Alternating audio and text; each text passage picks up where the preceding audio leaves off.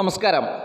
ആസ്ട്രോമീഡിയയുടെ എല്ലാ മാന്യ പ്രേക്ഷകർക്കും പുതിയൊരധ്യായത്തിലേക്ക് ഒരിക്കൽ കൂടി ഹാർദമായ സ്വാഗതം. ഞാൻ ജ്യോത്സ്യൻ പ്രമോദ് പണിക്കർ പെരിങ്ങോട്. ഇന്ന് നമ്മൾ ചർച്ച ചെയ്യുന്ന വിഷയം ഗ്രഹമൗഢ്യത്തെ കുറിച്ചിട്ടാണ്. എന്താ ഈ ഗ്രഹമൗഢ്യം? മൗഢ്യം എന്ന് പറയുമ്പോൾ അസ്തമനം എന്നാണ് അതിൻ്റെ അർത്ഥം. ഇപ്പോൾ ഒരു ഗ്രഹം അസ്തമിച്ച് നിൽക്കുന്ന ഒരു ഗ്രഹത്തിൻ്റെ ദശാഫലം നന്നാവില്ല, അപഹാരഫലം നന്നാവില്ല. ഇപ്പോൾ ചിലപ്പോൾ ശുക്രദശയായിരിക്കും ഉണ്ടാവുക. അപ്പോൾ ശുക്രദശ, ഈ ശുക്രൻ്റെ മൗഢ്യം ഉണ്ടെന്ന് പറഞ്ഞു കഴിഞ്ഞാൽ ആ ശുക്രൻ്റെ അനുകൂല ഫലം കിട്ടില്ല. ചിലപ്പോൾ ആ ഗ്രഹം ഉച്ചത്തിലേക്കാവും നിൽക്കുന്നുണ്ടാവുക, നീചത്തിലാവും നിൽക്കുന്നുണ്ടാവുക. അതൊക്കെ ആയിക്കോട്ടെ, സ്വക്ഷേത്രം എന്തൊക്കെ ആയിക്കോട്ടെ, മൗഢ്യം ഉണ്ടോ ആ ഗ്രഹത്തിന് അനുകൂലമില്ല എന്നർത്ഥം. അപ്പോൾ ഈ മൗഢ്യത്തെ ഒന്നും കൂടിയും കൃത്യമായിട്ട് വിശദീകരിക്കുകയാണെങ്കിൽ, സൂര്യനെ ചുറ്റുന്ന ഗ്രഹങ്ങൾ അല്ലേ, നമുക്കറിയാം. സൂര്യനെ ചുറ്റുന്നുണ്ട് ചന്ദ്രൻ, ചൊവ്വ, ബുധൻ, വ്യാഴം, ശുക്രൻ, ശനി, ഇങ്ങനെയുള്ള ഗ്രഹങ്ങളൊക്കെ സൂര്യനെ ചുറ്റുന്ന ഗ്രഹങ്ങളാണ്. അപ്പോൾ ഇതിന് ഈ കൃത്യമായിട്ട് വൃത്തത്തിലൊന്നല്ല ഇപ്പോൾ ഈ ഗ്രഹങ്ങൾ സൂര്യനെ ചുറ്റുന്നതേ. അത് ചിലപ്പോൾ അടുത്ത് വരുന്ന സമയം ഉണ്ടാവും, അകന്ന് പോകുന്ന സമയം ഉണ്ടാവും. അതിനനുസരിച്ചിട്ടാണല്ലോ നമ്മൾ ഉച്ചം, സ്വക്ഷേത്രം, നീചം, ശത്രുക്ഷേത്രം, ബന്ധുക്ഷേത്രം എന്നൊക്കെ പറയണത്. അപ്പോൾ ഏറ്റവും അടുത്ത് വന്ന് നിൽക്കുന്ന സൂര്യനും ഗ്രഹവും തമ്മിലുള്ളതായ ദൈർഘ്യം കുറഞ്ഞ സ്ഥലം, അതായത് ഇപ്പോൾ സൂര്യനും ചൊവ്വയാന്ന് വിചാരിക്കുക. ഇപ്പോൾ സൂര്യനെ ചൊവ്വ ഇങ്ങനെ ചുറ്റുന്ന സമയത്ത് സൂര്യനിൽ നിന്നും അകന്ന ഒരു പൊസിഷനും ഏറ്റവും അടുത്ത് നിൽക്കുന്നൊരു പൊസിഷനും ഉണ്ടാവും. ഈ അടുത്ത് നിൽക്കുന്ന പൊസിഷനാണ് എന്ത് പറയുക, മൗഢ്യം എന്ന് പറയുക. അതായത് സഹസ്രാംശമായിരിക്കുന്ന സൂര്യൻ്റെ അതിതീക്ഷ്ണമായ പ്രകാശമേറ്റ് അടുത്ത് വന്ന് നിൽക്കുന്ന ഗ്രഹത്തിൻ്റെ പ്രകാശം കാണാണ്ടായി പോവും. അതായത് സൂര്യനാൽ മറയ്ക്കപ്പെടും. കാണാണ്ടേ പോകുക എന്ന് പറയുമ്പോൾ സൂര്യനാൽ മറയ്ക്കപ്പെടുമ്പോഴാണ് ആ ഗ്രഹത്തെ നമ്മൾ കാണാണ്ടാവുകയോ, അല്ല ഇപ്പോൾ നമ്മൾ സൂര്യൻ അസ്തമിച്ചു, ചന്ദ്രൻ അസ്തമിച്ചു എന്ന് പറയുമ്പോൾ നമുക്കുണ്ടാകുന്ന അനുഭവം എന്താ, അതെന്നെ മറ്റ് ഗ്രഹങ്ങൾക്കും പറഞ്ഞോളാം. അപ്പോൾ അങ്ങനെയുള്ള ഗ്രഹങ്ങളുടെ ദശയോ അപഹാരമോ ആ വ്യക്തിയെ സംബന്ധിച്ചിട്ട് ദോഷമുള്ള കാലമാവും. ചിലപ്പോൾ നല്ല ഗുണമുള്ള ശുക്രദശയാവും കേട്ടോ. വ്യാഴത്തിൻ്റെ അപഹാരം വളരെ മോശമായി, ബുധൻ്റെ അപഹാരം വളരെ മോശമായി, ചൊവ്വയുടെ അപഹാരം വളരെ മോശമായി. കാരണം എന്താ, ആ ഗ്രഹത്തിന് മൗഢ്യമുണ്ട്. ആ ഒരു കാലഘട്ടം നിങ്ങൾക്ക് കഷ്ടകാലമാണ്, ഇതിങ്ങനെ പറയാൻ പറ്റണം. അപ്പോൾ മറ്റുള്ളതായ സാഹചര്യങ്ങളൊക്കെ നോക്കിയിട്ട് യുക്തമായ രീതിയിലേ പറയാവൂ. അതിന് ഗ്രഹപൂജാ തൽപരനും വിദ്വാനുമായിരിക്കുന്ന ദൈവജ്ഞന് മാത്രമേ സാധിക്കൂ. ഗുരുനാഥൻ്റെ അനുഗ്രഹം വേണം, ഉപാസന ഉണ്ടാവണം. അങ്ങനെയൊക്കെയുള്ള ദൈവജ്ഞം പറയുമ്പോഴാണ് അത് ശരിയാവുക. ചിലപ്പോൾ സ്വയം വിലയിരുത്തി കഴിഞ്ഞാൽ അത് നേരെയാവില്ല കേട്ടോ. അപ്പോൾ ഈ കേട്ട ഫലം മാത്രം വിചാരിച്ച് അങ്ങനെയാണ് ധരിക്കരുത്. അത് എക്സ്പെർട്ടായിട്ടുള്ള ഒരു ആസ്ട്രോളജറെ അടുത്ത് കൊണ്ടുപോയിട്ട് ചോദിക്കണം, ഇത് എത്ര കണ്ട് ദോഷമുണ്ട്, എത്ര കണ്ട് ഗുണമുണ്ട്. അപ്പോൾ അതിന് നമ്മൾ ജാതകം എഴുതുന്ന സമയത്ത് ഗ്രഹത്തിന് വക്രം, പിന്നെ ഗ്രഹത്തിന് മൗഢ്യം എന്നൊക്കെ നമ്മൾ ആ സ്ഫുടങ്ങൾ എഴുതിയിരിക്കുന്ന കള്ളിയുടെ താഴെ എഴുതി വെക്കേണ്ടതാണ്. ഗ്രഹത്തിന് വക്രം അത് എഴുതിയാലേ മനസ്സിലാവുള്ളൂ.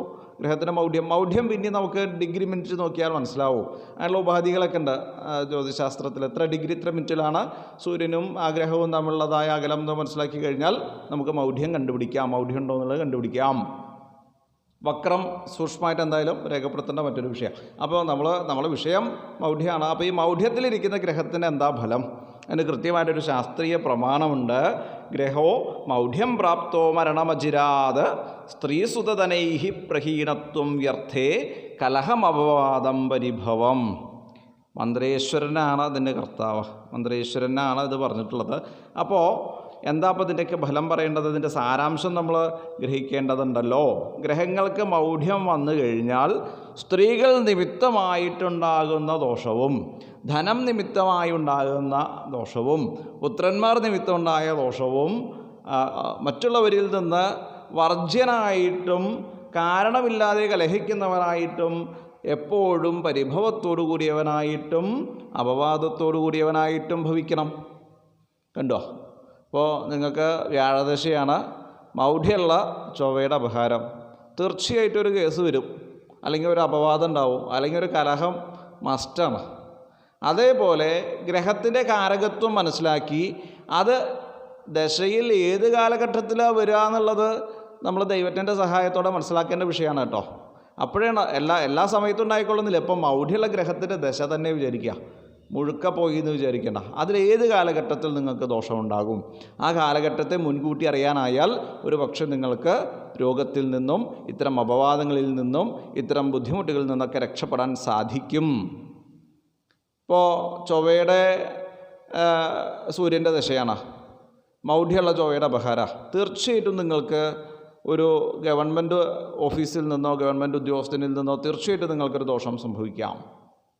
കാരണം എന്താ? അല്ലാച്ചാൽ ഒരു പോലീസ് കേസ് വരാം, രേഖാസംബന്ധമായിട്ടുള്ള എന്തെങ്കിലും വിഷയങ്ങളെ കൊണ്ട് നിങ്ങൾക്ക് ദോഷം സംഭവിക്കാം. ഇതൊക്കെ മുൻകൂട്ടി അറിഞ്ഞ് ആ കാലഘട്ടത്തെ മനസ്സിലാക്കി അതിനെ തരണം ചെയ്യാനുള്ളതായ മാർഗം കൂടി ദൈവജ്ഞൻ ഉപദേശിച്ചു കൊടുക്കണം.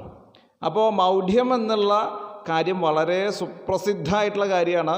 ഉച്ചം, സ്വക്ഷേത്രം, നീചം, അതിനീചം, അത്യുച്ചം എന്നൊക്കെ പറയുന്ന പോലെ തന്നെ മൗഢ്യവും വക്രവും ഒക്കെ കൃത്യമായിട്ട് ഗ്രഹിച്ച് ഗണിച്ച് അതാത് കാലഘട്ടങ്ങളെ വേണമെങ്കിൽ ജാതകത്തിൽ രേഖപ്പെടുത്തി വയ്ക്കാം.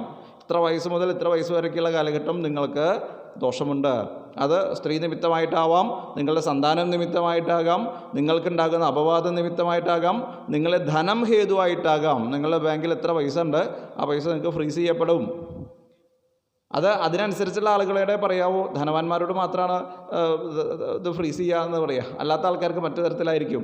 കാരണം ധനമില്ലാത്തവരോട് നിങ്ങളുടെ ബാങ്ക് അക്കൗണ്ട് ഫ്രീസ് ചെയ്യുമെന്ന് പറയാൻ പറ്റില്ല. അപ്പോൾ ബുദ്ധ്വാശാസ്ത്രം യഥാന്യായം, അവിടേക്ക് ന്യായമായിട്ടുള്ള കാര്യങ്ങളെ പറയാവോ. ശാസ്ത്രം ബുദ്ധി കൊണ്ട് ചിന്തിക്കണം, ബുദ്ധിമാൻ ചിന്തിക്കേണ്ട വിഷയമാണ്. ബലാബല വിധാനത, ഗ്രഹങ്ങളുടെ ബലാബലം കൂടി നോക്കണം. യഥോക്തം ജാതകേ സർവം തത്തത് പ്രശ്നേപി ചിന്തയിൽ, അത് ജാതകത്തിലും പ്രശ്നത്തിലും ഒരുപോലെ ചിന്തിക്കും വേണം. അപ്പോൾ ഇതിനൊക്കെയുള്ള പരിഹാരം ദൈവജ്ഞൻ ജാതകം നോക്കി പറഞ്ഞു തരും. അത് ഉത്തമനായിരിക്കുന്ന ദൈവജ്ഞന് മാത്രമേ അത്തരം കാര്യങ്ങൾ സാധിക്കൂ. അപ്പോൾ ഇത് പ്രേക്ഷകരുടെ അറിവിലേക്കായിക്കൊണ്ട് ആണ് ഇന്ന് ഇത്രയും നേരം സംസാരിച്ചത്. മറ്റൊരു വിഷയവുമായി നമുക്ക് അടുത്ത എപ്പിസോഡിൽ വീണ്ടും കണ്ടുമുട്ടാം, കേട്ടുമുട്ടാം. അതുവരേക്കും എല്ലാവർക്കും ഒരിക്കൽ കൂടി നന്ദി, നമസ്കാരം, ശുഭദിനം.